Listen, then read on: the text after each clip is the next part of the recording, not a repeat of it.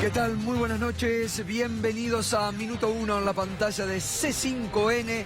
Hoy, más que nunca, la realidad, lo que otros no te cuentan, lo que otros no te muestran, aquí, diariamente, te lo contamos, te lo mostramos, clarificamos la información para que estés muy bien informado. Y vamos a continuar esta noche, a partir de este momento nos podés acompañar con los bolsos de Macri, hashtag los bolsos de Macri. ¿Por qué?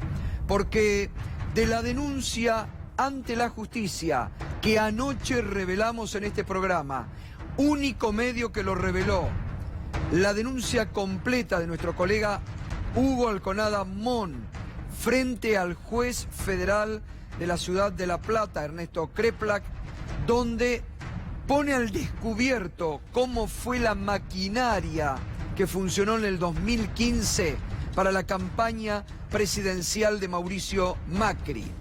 Enseguida lo vamos a repasar.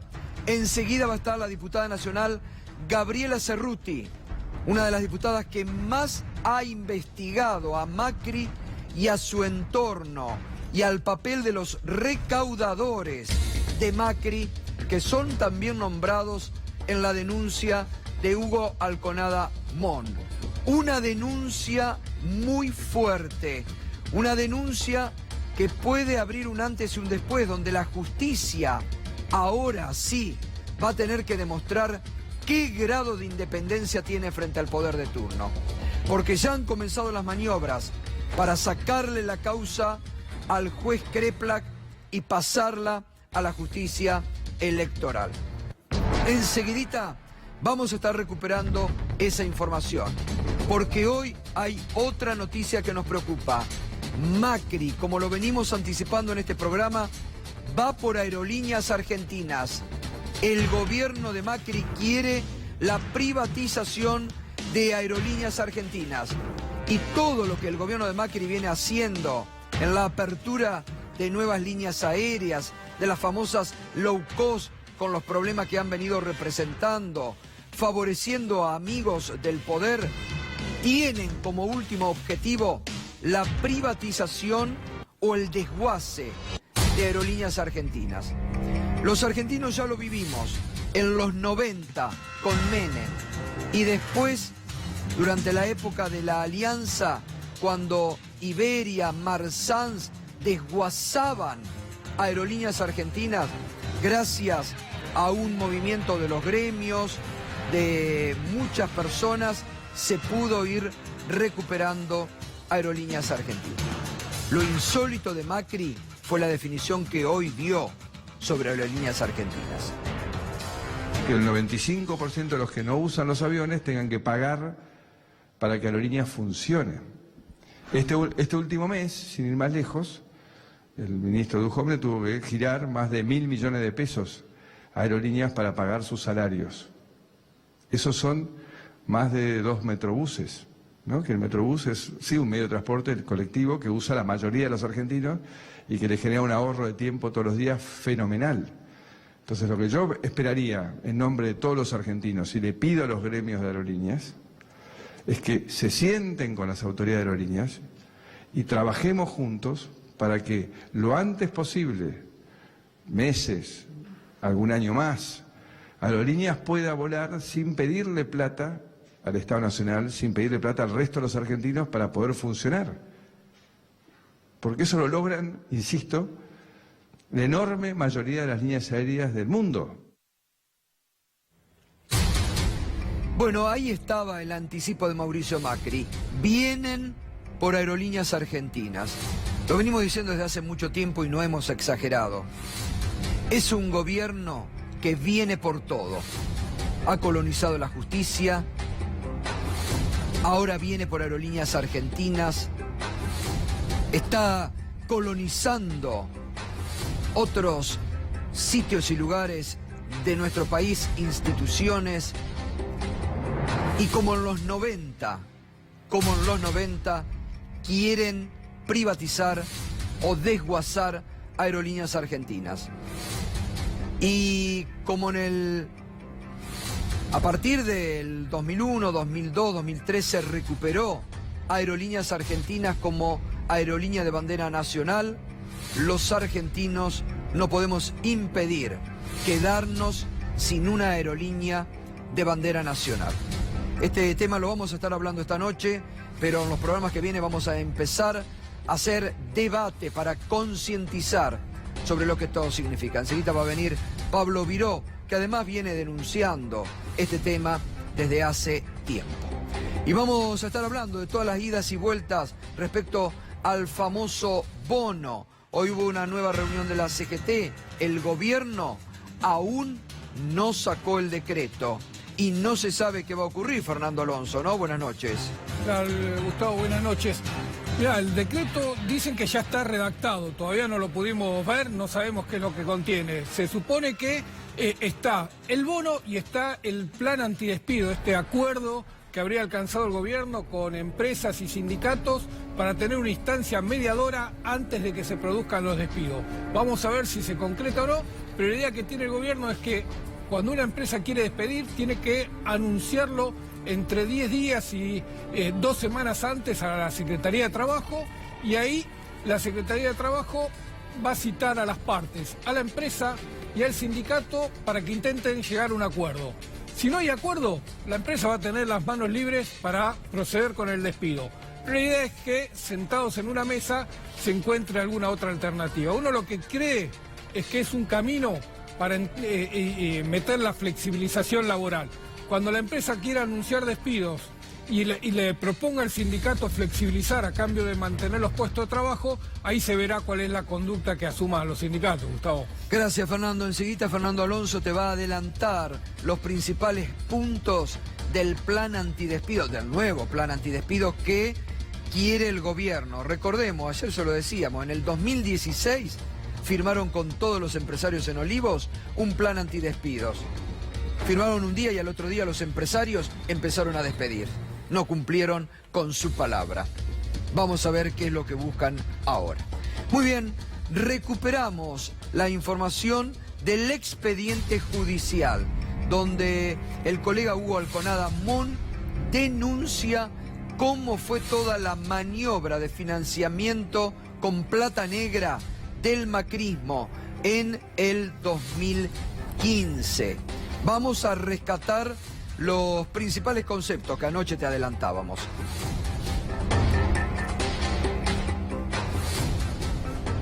Preguntado por su señoría si ratifica lo manifestado en las páginas 37 y 42 de su libro La raíz de todos los males, en relación a las reuniones en el marco de las cuales Mauricio Macri pidió a diversos empresarios el 1% de sus respectivos patrimonios en negro para financiar su campaña electoral, responde: sí, lo ratifico.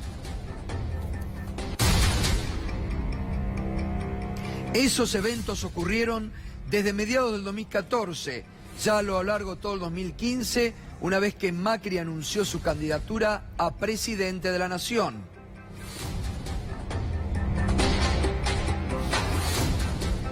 Los que llevaban adelante eran Nicolás Caputo y Edgardo Sensón. Coordinaron un equipo abocado a recaudar fondos que terminaron superando los 1.760 millones de pesos.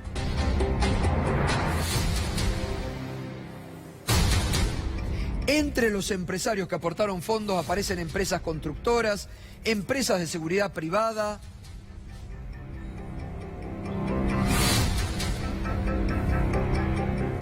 algunos de los empresarios que figuran hoy en la causa de los cuadernos de la corrupción, al igual que cámaras sectoriales tales como Silfa, Cámara Industrial de Laboratorios Farmacéuticos Argentinos.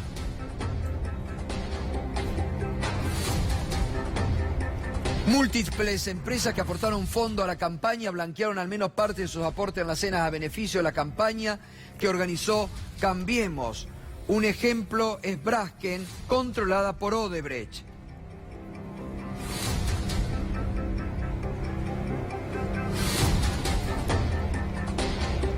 La mayoría de los aportes fueron en efectivo, en ocasiones también mediante el pago en especie. Y por último, en algunas ocasiones se recurrió al truco de la supuesta bancarización.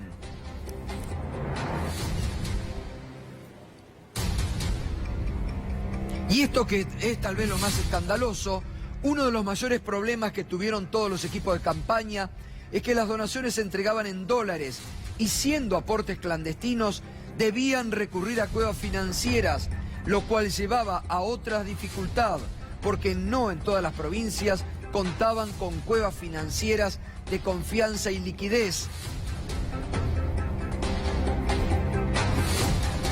Lo cual llevó a su vez a los equipos de campaña a la necesidad de transportar fortunas en efectivo, en avión o en camionetas por todo el país. Realmente esto es impresionante de la denuncia de Alconada Amón sobre cómo manejaban el dinero en todo el país.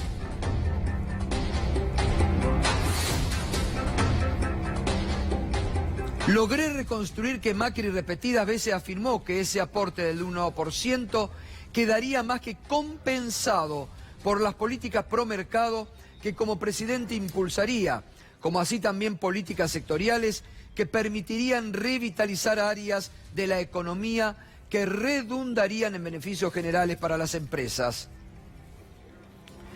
Y fíjese, los bolsos de Macri.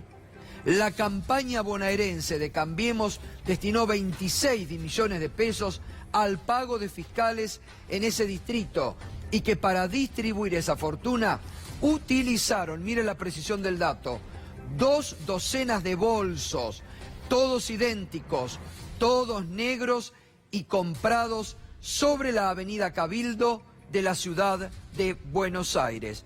Los bolsos de Macri para transportar el dinero en la campaña bonaerense y a nivel nacional, camiones y aviones para transportar la plata en negro que recaudaban en las provincias y muchas de ellas en dólares. Ahora, ¿qué pasa con esta causa judicial? Darío Villarruel y la amenaza de que lo saquen al juez de la causa, ¿no? Tal cual, Gustavo, buenas noches. Vamos a aclarar algo. En el principio y el final hay una maniobra de extorsión, porque él exige el 1% del patrimonio.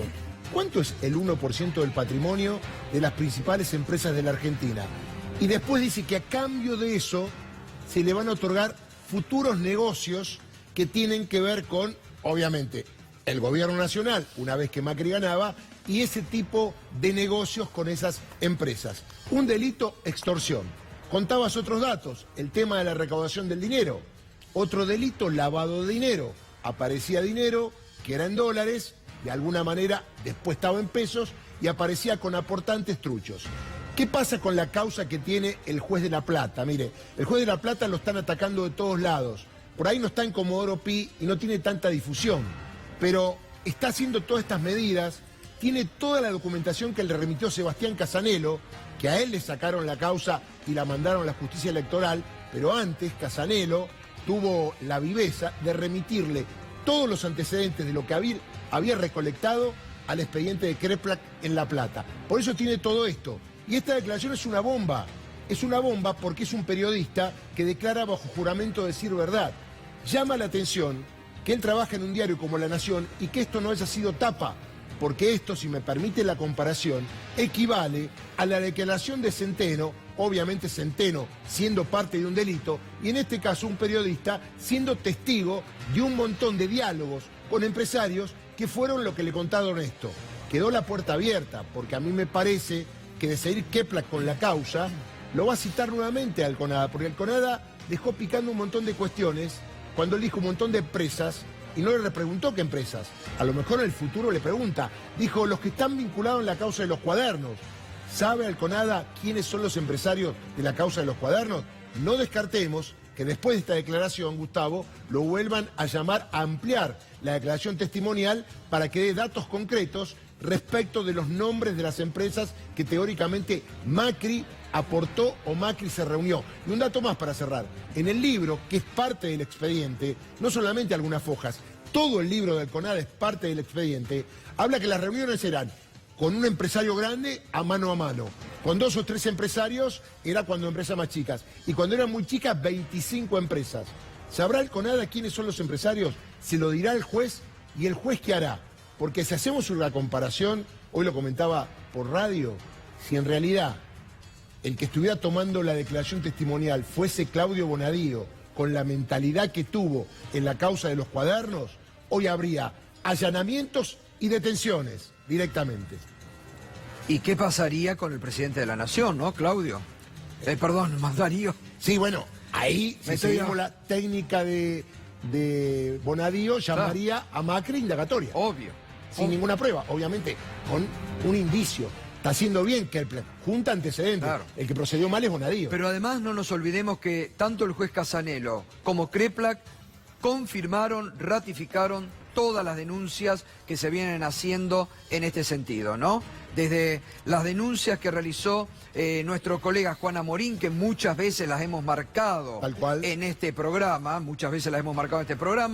las de Osvaldo Marasco, que estuvo acá. Las de que la fue... Alameda. La Alameda presentó La denuncias. Alameda presentó muchas denuncias. Grabois se ratificado. presentó, ¿te acordás? También. Grabois se presentó representando a la gente de los planes sociales. Todos los que eran candidatos que no aportaron, Exactamente. que se presentaron a decir, yo no aporté un peso. Entonces, decir una causa que tiene todas las evidencias sobre la mesa.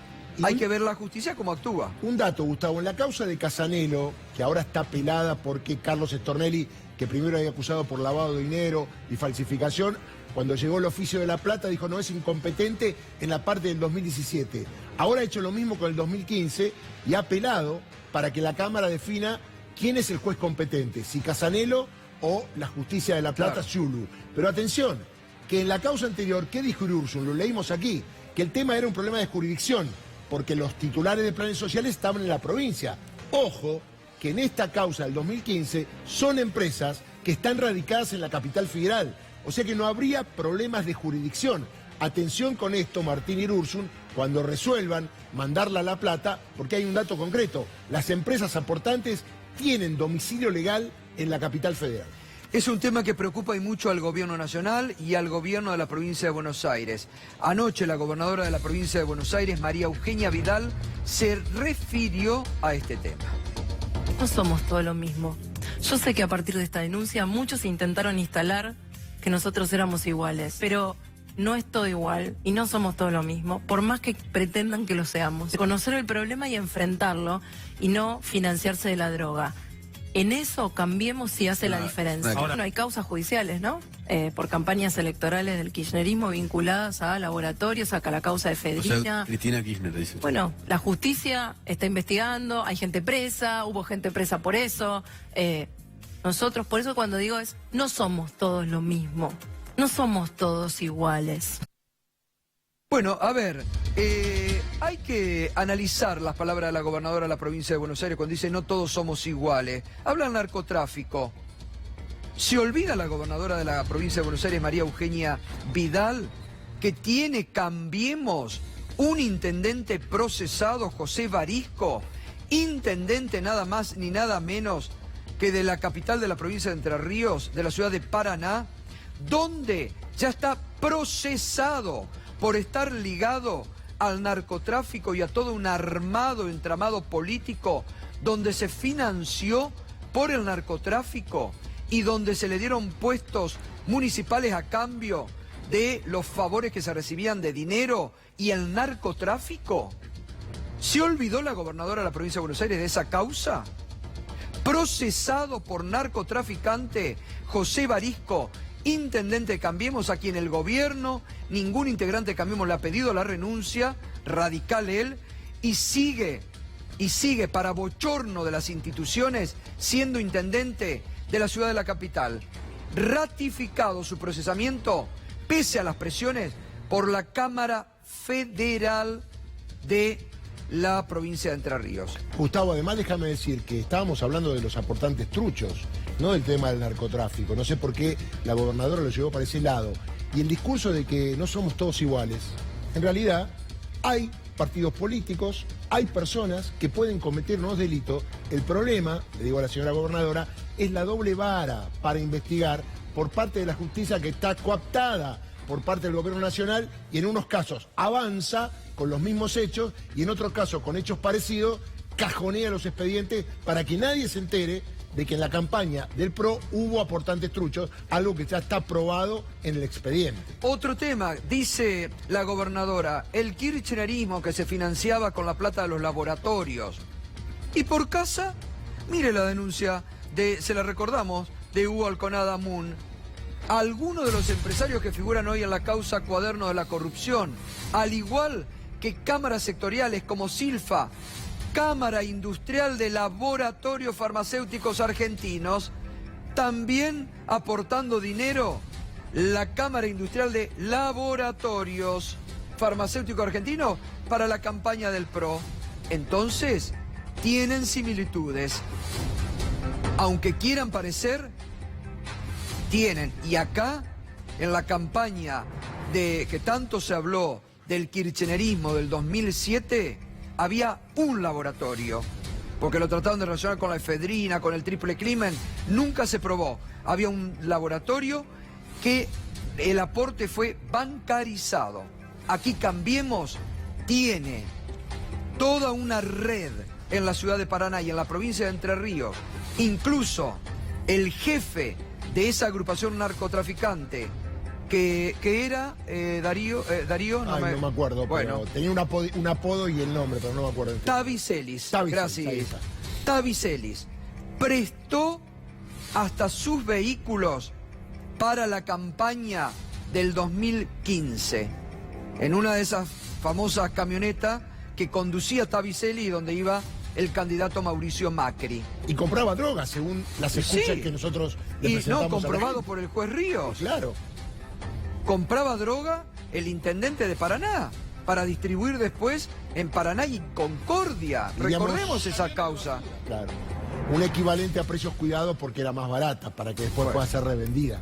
Entonces, claro, las cosas como son, ¿eh? Las cosas hay que decirlas, acá las decimos siempre, las cosas como son. En este caso, la gobernadora de la provincia de Buenos Aires no se puede hacer la distraída, porque además están todas las evidencias de la campaña trucha y ahora se suma esta escandalosa y gravísima denuncia institucional de el colega Hugo Alconada Moon. Anoche Osvaldo Marasco, un arrepentido del PRO, que contó también todos los detalles y ratificó lo de Alconada Moon, decía lo siguiente. Ratifique como una denuncia penal o que el mismo Granowski en página 12, con tanta diferencia, este arco periodístico, ratifique lo que vengo denunciando, para mí es muy importante. Coincide, yo les dije hace 3 meses acá que habían sido 170 millones de dólares la campaña 2015 y ahí Alconada Moon está hablando de 1.760 millones. Recuerden que el dólar estaba a 10 pesos en ese momento, con lo cual 170 millones de dólares eran 1.700 millones de pesos. Cada vez más, yo pensé que era un caso terrible, pero cada día me doy cuenta más que el grado de corrupción que yo había visto ya hace 3 años, que lo denuncié en mi partido en ese momento, que era Cambiemos, supera en este caso todos los límites. A mí me han amenazado varias veces, yo no vengo a victimizarse, pero voy a seguir más que nunca y espero que el juez de La Plata ahora me llame, porque tiene la causa donde yo denuncié y donde dije que iba a seguir denunciando. Muchas de estas cosas que acá, gracias a Dios, la denunció penalmente y que usted con mucha valentía. Y que usted puede ratificar. Totalmente, que las ratifiqué y las voy a volver a ratificar. Bueno, muy bien, vamos a seguir, por supuesto, ahondando en esta causa y vamos a seguir, enseguida va a llegar la diputada nacional Gabriela Cerruti, que ha investigado mucho sobre Macri, los recaudadores de Macri y todo lo que ha pasado. Así que con Gabriela Cerruti vamos a ampliar toda esta información muy, muy grave a nivel institucional. Fernando Alonso había anticipado que el gobierno trabaja en un nuevo plan antidespidos. ¿De qué se trata, Fernando? Así es, la idea es convocar a una reunión predespido. Cada vez que una empresa tiene que tomar la decisión de desvincular a trabajadores, va a tener que comunicarlo a la Secretaría de Trabajo. Recordemos que no está más el Ministerio de Trabajo, Secretaría de Trabajo. La Secretaría va a convocar a una conciliación entre la empresa y los representantes gremiales, y en esa conciliación la empresa puede tomar la decisión de sostener el despido o buscar un punto de acuerdo con las empresas. Ahí tenemos unos puntos A ver, como vamos, para seguir. los leemos, Gustavo. Fer, y los vas comentando. Empresas deberían comunicar cada despido al sindicato de actividad y a la Secretaría de Trabajo. La Secretaría de Trabajo convocará a una audiencia de conciliación de carácter obligatorio. ¿Cómo sería esto? Claro, la audiencia sí va a ser obligatoria, la decisión que se tome adentro no. Claramente la empresa va a tener que prestarse a esta reunión con el sindicato frente a un funcionario del Ministerio de Trabajo, pero no va a tener obligación de llegar a un acuerdo, que es lo que uno puede pretender desde el lado gremial, que, Claro. que el Ministerio, la cartera laboral, obliga a la empresa a llegar a un acuerdo. No va a haber esa obligación, la única obligación es sentarse a discutir. A ver, vamos a la otra. Otros puntos. Las empresas deberán justificar el motivo del despido y buscar un acuerdo con el sindicato. Si no hay acuerdo, la empresa tendrá la posibilidad del despido unilateral. La CGT quiere que se apruebe por decreto. Ahora, Fernando, yo te pregunto algo. Lo hemos remarcado en este programa y está a la vista. En estos últimos 2 años y medio, con la cantidad de empresas en crisis, con los despidos, con las empresas que hemos tenido acá, el caso de Esteban Echeverría, que cerró 600 empleados, muchas otras, siempre nos decían, recurrimos al ministerio, ni bolilla, porque el Ministerio de Trabajo ha estado ausente, no intentó planes de salvataje. Entonces, si estuvo ausente estos 2 años y medio con la cantidad de despidos que hay, ¿qué garantiza que ahora se van a preocupar?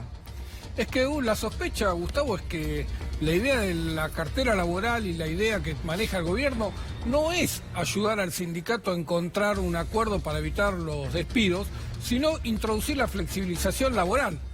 Cuando un sindicato tenga que, o cuando una empresa quiere despedir, diga, bueno, si quieren que no ajuste, voy a necesitar que flexibilicen las condiciones de trabajo. Esa es la sospecha, que va a utilizar el gobierno este instrumento que del lado sindical se está pensado como una instancia para evitar Es decir, los despidos. volvemos a la... Disculpame, Fer. Volvemos, me estaba acordando, ¿te acordás cuando Prat Gay, ministro de Economía, dijo, bueno, los empleados van a tener que optar o entre tener trabajo o en pedir aumento salarial? ¿Te acordás? No lo tenía presente esa declaración, pero claramente ese es el sentido de esta instancia, ¿no? Vamos a ver cómo... va a haber mucha presión, porque vos lo estabas recordando, hasta ahora el Ministerio de Trabajo nunca tuvo vocación de intervenir en estos conflictos desatados por el cierre de planta. Esas plantas están destinadas a cerrar, porque si no tenés mercado interno y tenés la apertura económica que tenés ahora, Claro. por más instancia mediadora no vas a tener ninguna solución. Bien. Y además ya reiteramos, el acuerdo firmado con bombo y platillos en Olivos en el año 2016 no lo cumplieron los empresarios. Firmaron un día y al otro día empezaron a despedir gente. Por eso Se el necesita ahora un Ministerio de Trabajo, que no lo hay, No lo es, claro. que no lo es, que lo han reducido a Secretaría de Trabajo, incluso hoy muchas versiones que Dante Sica se quiere llevar puesto a Jorge Triaca, que estaría en la cuerda floja, pero cada vez más debilitado todo el esquema de trabajo en el gobierno de Macri. Porque coincido con vos, Fernando, quieren la flexibilización laboral de hecho, quieren implementar el asustar al empleado. O te quedás con el trabajo o hay aumento. Si querés aumento te rajamos. Es así. Gustavo, un dato. Sí. El tema es que no se están pagando las indemnizaciones, porque en realidad en otro momento esto sucedía, se arreglaba a pagar y se pagaba, se le depositaba al trabajador. En este momento las empresas no están pagando las indemnizaciones. Lo que hace este acuerdo, pacto, es adelantar el conflicto. Vamos a la reunión, yo soy el Ministerio de Trabajo, ¿le vas a pagar, lo vas a echar, no lo vas a echar? Listo, terminamos, hace juicio. ¿Es así? Esa es la historia. Las indemnizaciones van por el sistema preventivo de crisis. Cuando una empresa se presenta al sistema preventivo de crisis y el Ministerio de Trabajo o la cartera laboral se lo otorga, puede negociar reducir las indemnizaciones. Pero es también parte de un acuerdo con el sindicato cuando están en ese proceso. Muy bien, lo vamos a seguir, lo vamos a seguir analizando. Gracias, Fernando, por este anticipo. Bien, ha sido la semana de la gran polémica en torno a la Suprema Corte de Justicia de la Nación, después del almuerzo que Rosenkrantz, su presidente, aceptó en soledad, solo acompañado por la vicepresidenta, con Macri, y que llevó muchísimas críticas de todos los sectores por la impudicia de esta foto a plena luz del día, indicando nos importa un bledo la República, las instituciones, acá estamos nosotros. Y pareciera que oxigenando la vía judicial se ha conformado una mayoría que busca justamente la división de poderes, encabezada por Rosati, Maqueda y Lorenzetti en la Corte, que según hoy nuestro colega Gabriel Morini en ámbito financiero remitía, están buscando ponerle condiciones a la presidencia de Rosenkrantz. Lorenzetti, Maqueda y Rosati presionarán para que el máximo tribunal adopte el modelo de la Corte de Estados Unidos.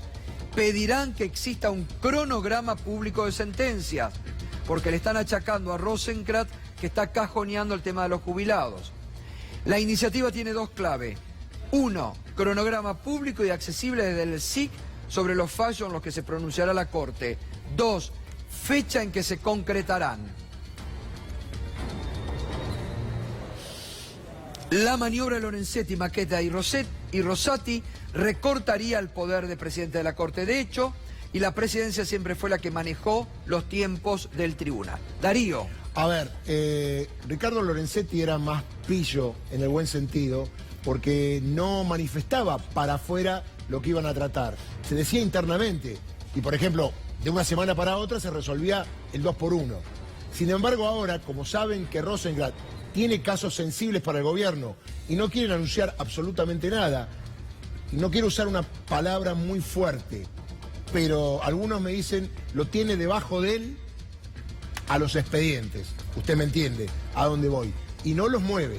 Entonces lo que se busca ahora es rodearle un poco la manzana para que esté obligado públicamente a que todos sepamos qué expedientes se van a tratar y de alguna manera también internamente los miembros de la Corte lo sepan. Porque ojo, que una vez que están todas las firmas, como en el caso de jubilados, que ya han circulado por todas las vocalías, no queda otra que tratarlo. Si Rosenkrantz no lo trata es por una decisión absolutamente personal de él. Y te quiero dar un adelanto. Te hemos dicho que la cosa está 3-2, que hay una mayoría, entre comillas, peronista. Atención con lo que pase de aquí a fin de año y estas cuestiones de sentarse en los expedientes, del manejo del presidente en la Corte, muy autoritario, muy saliendo de lo que es la familia judicial a la hora de relacionarse con sus pares. No vaya a ser que de acá a fin de año, en vez de 3-2, sea 4-1 y Rosenkrantz quede absolutamente solo. Bueno, muy bien. Un tema que hemos seguido diariamente y que seguimos porque es algo muy importante. El máximo tribunal que tiene que empezar a poner límites. Tiene que empezar a poner límites al desaguisado de la justicia. Una justicia que según la última encuesta de satisfacción de la Universidad Di Tella cuenta con el 82% de insatisfacción por parte de los argentinos. Pedro Briguer. Antes de Pedro, hoy el senador Pino Solanas, sobre todo el tema presupuestario, que anoche lo estuvimos debatiendo, lo vamos a seguir analizando, dijo lo siguiente sobre el presupuesto de ajuste del Fondo Monetario Internacional. Claro, que el presupuesto ese es un dibujo que no lo cree nadie, ni los que lo van a votar. Es un embuste más del macrismo. Es algo absolutamente falso y dibujado para que lo acepte el Fondo Monetario y poder, con mirada cortoplacista, poder saltar el incendio que tiene hoy la Argentina, que no genera dólares genuinos y que para cubrir el déficit tiene que pedir prestado. Es una monstruosidad, hace 3 años que lo hacen, y ahí se ha enviado la República. Esto termina mal, y esto es la consecuencia de 3 años de acompañamiento complaciente o cómplice del proyecto macrista. Es una catástrofe anunciada, como lo fue todo este año. Yo me opongo en discutir la hormiga. El elefante, esto es una verdadera mierda. Es un saco de mierda. Lo dijo con todas las letras, Pino, ¿no? era, hay que decirlo, la palabra me parece que está, ¿no? Es contundente. Es una verdadera mierda. Claro. Es una bolsa, dijo. Un saco de mierda. Diría sé qué Fontana sorprendió. Rosa, no mierda, sino mierda. ¿Se Claro. acuerda, no? Sí, exactamente. El Congreso de la Lengua. Exacto, Rosa. el Congreso Parece de que la es un Lengua, tema, ahí está, muy bien. Parece que es un problema de lenguaje y no de contenido, ¿no? Como si el problema fuera cómo lo expresa y no qué es lo que tiene el presupuesto. Claro, exactamente, que es grave justamente el contenido del presupuesto. Ahora sí, Pedro Brigue, buenas noches, Pedro. Buenas noches, Gustavo. Hace 2 días estuvo acá Sergio Berni y hablábamos del uso de las armas de fuego, dábamos algunos datos del uso de armas de fuego y las muertes en los Estados Unidos. Claro que no podíamos imaginar ni prever que pocas horas después sucediera lo que sucedió ayer a la noche en California, un día después de las elecciones, en un pequeño pueblito. La traducción del nombre sería Mill Robles, de apenas 130.000 habitantes. Una persona entró en una discoteca y mató a 13 personas. Otra vez las armas de fuego. Miren, los datos son abrumadores, yo no quiero insistir con esto y con las estadísticas, pero según diversos cálculos, entre 1999 y el año 2013 murieron más de 464.000 personas. Escucharon bien, más de 464.000 personas por el uso de armas de fuego. Asesinatos de todo tipo, suicidios, asesinatos intrafamiliares. Muchos chicos, se calcula que mueren, y me lo tengo que anotar porque todos los días va cambiando, se calcula que todos los días mueren 8 niños jóvenes por la utilización de armas de fuego, sea suicidio, sea asesinato o la incompetencia, porque muchos toman un arma de fuego sin querer, lo que tantas veces se dice, se lo arrebatan a la madre de la cartera. Es increíble, pero cierto. Y tenemos que seguir con las armas de fuego porque también en España arrestaron a un francotirador que quería asesinar a Pedro Sánchez, el presidente del gobierno español, porque él quiere exhumarlo el cuerpo de Francisco Franco, el dictador de España del Valle de los Caídos. Pero fíjense cómo a veces efectivamente todo se relaciona con todo, Gustavo. En marzo de este año, después de una de las tantas masacres que se dio en Florida, la línea aérea de los Estados Unidos, Delta, dijo, ¿saben qué? A la gente que pertenece a la Asociación Nacional del Rifle, nosotros le dábamos un descuento cada vez que viajaban a convenciones. Vamos a eliminar el descuento porque es un tema muy polémico y no queremos favorecer a los miembros de la Asociación Nacional del Rifle justo después de una masacre en Florida. ¿Qué hizo el Estado de Georgia? En el Estado de Georgia es donde Delta tiene su base. Le quitó subsidios al combustible a Delta. Todos los años le daban subsidios el Estado de Georgia a la línea aérea Delta por 40 millones de dólares. Tanto que se está hablando ahora a raíz del conflicto con aerolíneas argentinas, subsidio sí, subsidio no, cuando el Estado tiene que pagar o subsidiar a sus líneas aéreas. Fui a investigar un poco. Encontré un informe del Congreso de los Estados Unidos de 1999. Entre 1918 y 1998, el Estado de los Estados Unidos subsidió a las principales líneas aéreas, Delta, American, Southwest y alguna que otra, en 150.000 millones de dólares. ¿Escucharon bien? En Estados Unidos, entre el 18 y el 98 del siglo pasado, el Estado federal, a través de subsidios directos o indirectos de combustible, 150.000 millones de dólares en subsidios a líneas aéreas privadas. Gracias, Pedro, como siempre, ¿eh? Gabriela Cerruti, buenas noches, Gaby, buenas ¿cómo te noches, va? buenas noches. ¿Cómo estás? Bien, todo bien, feliz Bueno, cumpleaños. Gracias, muchas gracias, muchas gracias. Bueno, ¿qué te pasó cuando leíste en las últimas horas la declaración de Alconada Moon ante el juez Kreplak? Mira, con la declaración de Alconada pasa lo que muchas veces pasa con muchos temas, que es que vos decís, lo veníamos diciendo, lo venimos escribiendo, digo, yo lo he escrito en 2 libros, Sí. lo hemos investigado en la legislatura porteña durante muchos años, lo hemos escrito en este año en Nuestras Voces un montón de veces, y de repente lo dice un periodista de La Nación, digamos, lo cual esto, sabe cómo funciona el sistema de medios en la Argentina, sabemos que tiene una integridad diferente, pero además no solo lo dice en su libro, o lo dice de alguna manera en alguna de sus notas, sino que ha ido a la justicia y ha ratificado, y uno sabe que cuando declara como testigo tiene la obligación de decir la verdad, algo que es, si querés, lo que todos sabíamos, pero que nadie lo había dicho de esa manera, que es Nicolás Caputo y Edgardo Sensón son los cajeros del presidente Mauricio Macri, si querés, de alguna manera, para la campaña electoral o para el financiamiento electoral, lo cual también es absolutamente ilegal, pero andás a ver para cuántas cosas más, porque Edgardo Sensón, todos nos acordamos, es quien aparece en los Panama Papers con una empresa offshore en Bermudas, en la cual en el año 2009, cuando se llevaban adelante todas estas maniobras que cuenta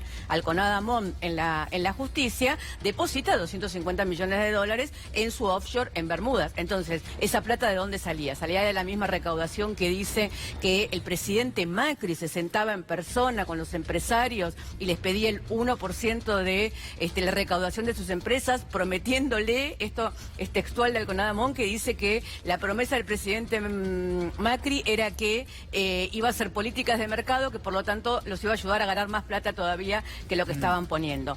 El mecanismo de recaudación... Esto, como decía Darío recién, era una extorsión. Totalmente. ¿Era? Estaba una extorsión. Pero absolutamente, pero a ver, yo digo, esto lo vivimos en la ciudad de Buenos Aires ahora llevamos 12 años de este gobierno, pero yo te puedo dar cuenta de los 8 años de Macri ahí. Digo, Edgardo Sensón, que es la mano derecha de Nicolás Caputo, es la persona que fue pasando de ministerio en ministerio cada vez que la caja más grande del gobierno iba para ahí. Edgardo Sensón fue quien se hizo cargo primero de la Secretaría de Medios cuando misteriosamente se suicidó Centurión en un suicidio que nunca nadie terminó de explicar, y empezó a manejar la millonaria pauta publicitaria de la ciudad de Buenos Aires.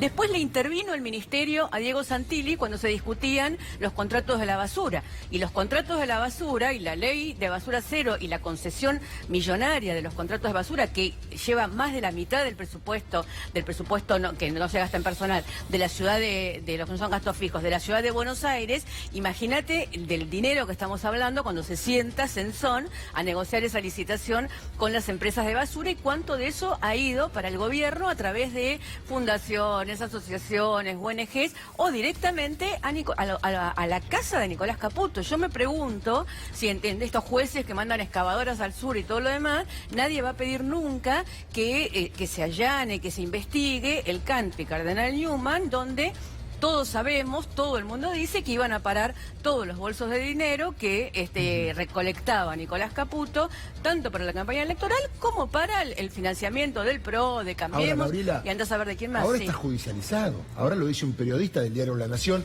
Llama la atención que para La Nación esto no sea noticia.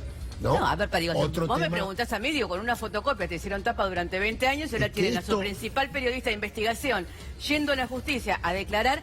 Hay partes de la declaración que son contundentes. Le preguntan, ¿usted sabe dónde compraban los bolsos? Sí. Y él no dice no, él dice es información reservada. Claro, pero dice sobre Avenida Cabildo. Dice sobre Avenida Y Cabildo. la cantidad, 2 docenas de bolsos de color negro idénticos en los que transportaban más de 26 millones de pesos. A ver, Gustavo, nosotros sabíamos en la ciudad de Buenos Aires, con el tema de los casinos, que siempre vinculan al anterior gobierno con el tema de los casinos. El gran tema de los casinos tiene que ver con el sindicato del juego, que es muy cercano, hay dirigentes muy cercanos al macrismo, y con Achaban y con Torello, dirigentes del macrismo. A mí, uno de esos personajes involucrados en el tema del juego me contaba cómo esperaban los recaudadores del macrismo en la puerta de los casinos a la mañana con los camiones blindados para llevarse el dinero directamente, porque es dinero en efectivo, que es lo que más se necesita para el movimiento de la ahí lo dice Alconada en el interior. No tenían cueva financiera, entonces transportaban en dineros o en aviones plata desde el interior. Digo, esa declaración contundente que revela... tiene que producir un escándalo. Bueno, pero ¿qué produjo? Que le quieren sacar la causa al juez y mandarla a la Cámara Electoral, ¿y cuándo sucede eso? Exactamente después de la declaración de Alconada. Entonces, evidentemente, ya no sé qué más pasará con lo de la Corte, pero estamos frente a un escándalo de dimensiones inusitadas, porque teníamos una parte de esto que eran los aportantes truchos de investigación excelente de Juana Morín, que tiene que ver con quienes figuran como aportando y que no aportaron. Bueno, lo que faltaba de eso era saber quienes sí aportaron, Claro. digamos, dónde estaba la plata. Bueno, lo que termina de decir Alconadamón es algo que te digo, que es la prueba más contundente de aquello que todos venían, digo, las camionetas que salen del Tigre y del aeródromo del Tigre, los coaches que entran a la noche en Nordelta y en el country de Cardenal Newman, todo lo que Sensón, después de recaudar en el Ministerio de Espacio Público de la ciudad. Sensón fue acusado en su momento porque no es un importante funcionario macrista, que es Diego Kravetz. Diego Kravetz, cuando no era macrista, y estábamos en la comisión investigadora de las escuchas ilegales de Menem, lo denunció formalmente porque cuando arman la Policía Metropolitana también lo mandan ahí a Sensón a ser el que iba a hacer todas las primeras grandes compras que fueron millonarias para la Policía Metropolitana. Y después, ¿cómo termina Sensón? Como ministro de Infraestructura de María Eugenia Vidal, porque es el otro lugar donde iban trasladando las empresas y las cajas. Esto sin hablar de Nicolás Caputo, que estamos hablando de bolsos, de dinero en efectivo, de movimientos, y además de que es el dueño en este momento de todas las empresas de energía que se están quedando con todas las licitaciones y con todas las concesiones de energía renovable, de energía tradicional, ¿no? El gran negocio de la energía en este momento está en manos de Nicolás Caputo, de Marcelo Miren y de la familia Ahora, Macri. Gabriela, Sí. esto no puede estar fuera del conocimiento ni de Mauricio Macri, ni de María Eugenia Vidal, ni de Horacio Rodríguez Larreta. A ver, Nicolás Caputo es el alter ego de Mauricio Macri. Digo, Nicolás Caputo es el cajero. A ver, no es el cajero, porque eso sería ser subordinado a Mauricio Macri. No, son socios, digamos. Nicolás Caputo y Mauricio Macri son socios hace muchísimos años y quien maneja el armado, digamos. Ni bien asume Mauricio Macri, mi primera acción como legisladora fue pedir la renuncia de Nicolás Caputo porque había asumido a Mauricio Macri como jefe de gobierno y lo nombra Nicolás Caputo jefe de gabinete de asesores. Y yo denuncio que, teniendo todas las grandes licitaciones de la ciudad, era absolutamente incompatible. Él renuncia a ese cargo formal, pero la verdad es que durante estos 12 años de gobierno, quien ha manejado toda la obra pública en la ciudad de Buenos Aires, todo el mantenimiento de los hospitales, todo el mantenimiento de las escuelas, todo lo que no se ha hecho, de todas maneras, el que se queda con las contrataciones es Nicolás Caputo. Y el otro punto de esto es Edgardo Sensón, que es la persona que en el mismo momento que Mauricio Macri y sus hermanos sacan plata a través de offshore, crea una offshore en Bermudas en la que deposita una cantidad enorme de millones de dólares que alguien va a tener que explicar si son de él, si son de Macri, si son de Caputo o si en realidad son... Ahora, ahí hay una cifra incluso que da Alconadamón, 1.670 millones de pesos recaudados.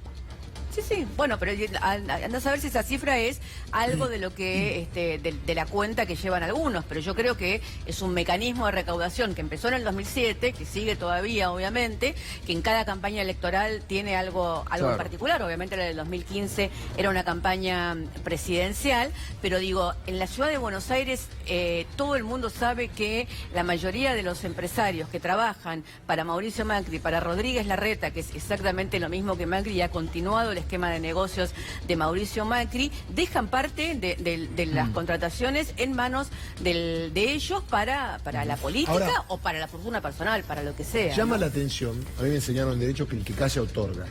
Generalmente cuando había acusaciones para el gobierno anterior salían los exfuncionarios, sus abogados, a decir esto no fue así, vamos a ir a la justicia para que nos investiguen. De hecho lo están investigando.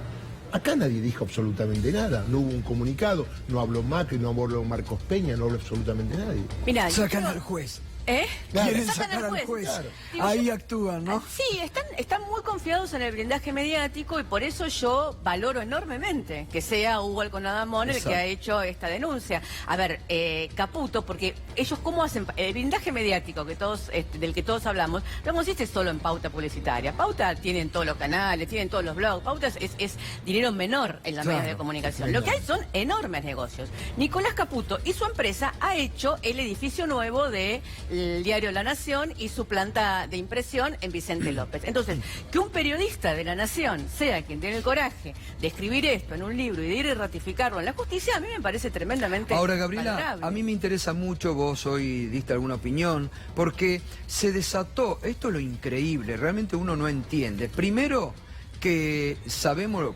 Darío y vos lo denunciamos acá, cómo están queriendo sacarle la causa, a Casanelo le han sacado la parte de la causa, aunque tiene la del 2015, ahora están queriéndole sacar la causa a Crepla por esta denuncia de Alconadamón, y lo que tendría que significar un escándalo político de proporciones, porque el PRO ¿Cómo funciona? Te arma un relato. Arma un relato de las retroexcavadoras en el sur, de las bóvedas, de los containers, y la gente se creyó todo eso.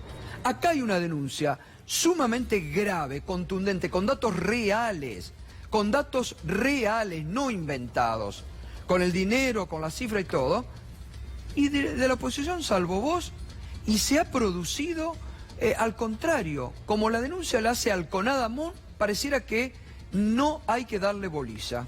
Es un medio una locura, ¿no? Sí, igual creo que a veces hay cosas que tienen repercusión en las redes y nos parece que todo el mundo habla de eso y son muy menores y suele suceder que los más activos en las redes son los que tienen algo para criticar, digamos, son como los comentaristas en los diarios y eso, digamos. Uno ya está curtido, digamos, en ese sentido, porque muchas veces a mí mismo me ha pasado que más no terminan de entender lo que estás diciendo y ya te están criticando por algo, y me parece que también, como hace el PRO, nosotros tenemos que aprender que bueno, que no hay que engancharse en determinadas discusiones, porque la verdad es que a mí me parece, como periodista y como dirigente política, que lo mejor que nos puede pasar es que aquellos que hasta ahora no hablaban o no anunciaban, porque no podían, porque no tenían información, porque no se habían encontrado con esa información o por lo que fuera, digo, yo de todas maneras yo respeto muchísimo el trabajo, digo, al margen yo no creo que la gente que todo el mundo que trabaje en un medio tenga que ver con la ideología de ese medio. Digo, los periodistas trabajan, investigan y muchísimas cosas yo no estoy de acuerdo, pero bueno, a mí me han criticado enormemente por tener amigas que trabajan por ser amiga de periodistas que trabajan en medios. Qué sé yo, digamos, me parece que eso hay que tomarlo con mucha tranquilidad, porque sobre todo lo que está pasando ahora, y me parece que eso es lo importante, es que estamos frente a una construcción enorme de un frente que cada vez es más amplio, que cada vez conduce más hacia la unidad, que obviamente si empezamos a ver a quién sumamos y a quién no sumamos a ese frente, por dónde estuvo, por lo que dijo, por lo que fuera, digo, nos vamos a quedar muy solos. Y con el tema del periodismo, que creo que se está resquebrajando. Yo estuve hoy a la tarde también en otro canal colega hablando de esto, y me parece que el hecho de que Alconada Amón y La Nación esté hablando de este tema es que se está resquebrajando de alguna manera el tremendo blindaje que tiene este gobierno. Te quiero preguntar algo que vos en el sitio Nuestras Voces, acá lo levantamos mucho el año pasado, denunciaste. ¿Cuándo empiezan todo el tema de la low cost, a vender una empresa, incluso con participación? ¿Cuál era la que vos le hiciste? Maqueda, que le hice la entrevista a Colunga, ¿no? Que ahí lo revela toda la maniobra. Cuenta todo, porque... ¿Y cómo entendés lo de Macri de hoy, ya atacando directamente a Aerolíneas de Argentina y abriendo el camino a la privatización? Mira, lo que a mí me dice Colunga, Carlos Colunga, explico cortito, es la persona que fue el segundo de Franco Macri en la empresa Sogman a cargo de Maquear, que era una empresa chiquita de aviación de ellos.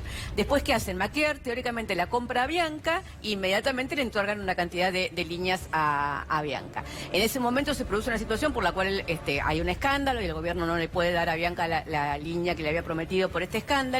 Yo hablo con Colunga y Colunga está muy enojado y me dice que el problema es que como él es de Franco, Macri, y hay una pelea entre los de Franco y los del Cardenal Newman, no le están dando a él lo que le corresponde, porque Quintana, en aquel momento en el gobierno, estaba dándole todo a las Laucos, a Flybondi, a todos esos. Flybondi todos sabemos que está muy relacionada con Quintana y con Lopetegui. Ahora, lo que Colunga me dice en ese momento, y a mí me parece que es lo que explica lo de Macri de hoy, es... Aerolíneas se va a ir muriendo. No es que la van a privatizar, se va a ir muriendo. Porque ¿cuál es el plan de Macri? Macri no puede, porque en un momento en la campaña electoral tuvo que darse vuelta y mentirle a la gente y decirle que no iba a privatizar Aerolíneas, porque no da el contexto histórico, porque ya en la Argentina el tema de lo estatal ha recuperado un valor en la gente, no puede privatizar Aerolíneas. Entonces, ¿qué puede hacer? Hacer que se vaya muriendo, que la gente no la use, que sea más cara que las aerolíneas low cost, un poco el proceso que se llevó adelante con Varig en Brasil, y que entonces en un momento sea una pequeña aerolínea descartable que se use solo para aquellas rutas que no tienen ninguna rentabilidad. Cuando hoy Macri dice, de nuevo usando a su hija, yo digo, pobre hija, la verdad, ¿no? Cuando veo eso, la verdad es que yo no me ensaño, porque me parece que nada, usar a una menor de esa manera es una cosa que debería darle repugnancia a todos quienes lo rodean al presidente.